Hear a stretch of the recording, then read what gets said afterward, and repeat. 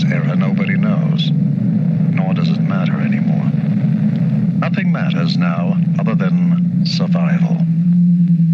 The nuclear holocaust wiped out all semblance of rhyme and reason. Cities obliterated, farmlands devastated, the ecology imbalanced. And all that is left is a parched and arid wasteland, a scorched and seething earth where what little water there is hoarded and kept under heavy guard. For water is power, and whoever controls the water controls the world. It is the nuclear post-apocalypse. Water is the pivotal commodity for this wasteland. Della is trying to get help for the survivors' camp and protect them from the evil forces of Cardis. With the help of Troon, Della can keep her people safe. To ensure the success of the mission, Della calls upon the solitary vigilante, Stryker. The world of Stryker features its share of common post-apocalyptic tropes: an evil warlord, an anti-hero lead, a camp in need of a rare resource to survive. There's a band of Amazonian warriors. Usually post-apocalyptic films that are trying to capitalize on the success of other films have their charm. Look at the offerings from directors like Enzo G. Castellari with the 1990 Bronx Warriors and Bruno Mattei with Rat's Nights of Terror. Violent set pieces or moments of absurdity made these films memorable. Yet these moments are non-existent in Stryker.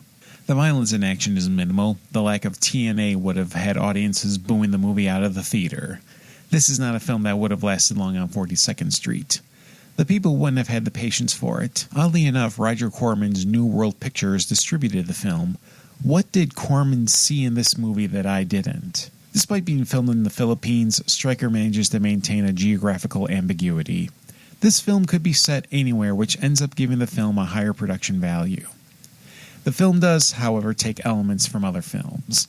Mad Max, Star Wars, Cardis being a dead ringer for Sid Haig. However, there are bits that other films would lift from this one. The muscle car with the skull on the hood would later be used by Quentin Tarantino for his film Death Proof. Della is the precursor to Furiosa, as she is the only one willing to take initiative to save her people. There is a clan of desert dwarves that immediately reminded me of the Dings from Spaceballs, which came out 7 years after this film. One could easily say the Dings were a play on the Jawas, but they're closer to mannerisms and personality to these characters in Stryker.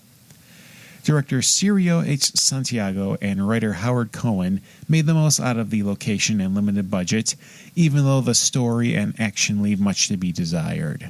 Steve Sander plays Stryker, family man turned vigilante after the death of his wife. Sander would make appearances on television shows like Hunter, The A-Team, and Knight Rider.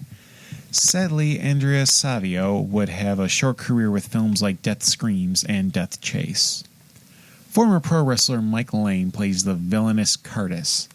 Lane had roles on The Outer Limits, the original version, as well as the Adam West Batman series. William Ostrander plays Bandit, the reluctant assistant to Stryker. You can see him in John Carpenter's Christine and Mulholland Drive from David Lynch. This is not a film that can be enjoyed. I wasn't able to find enough for me to recommend this film. Stryker is one of the weaker post-apocalyptic films I've seen and one of the lower entries of the Grindhouse Experience Volume 2. Skip this one.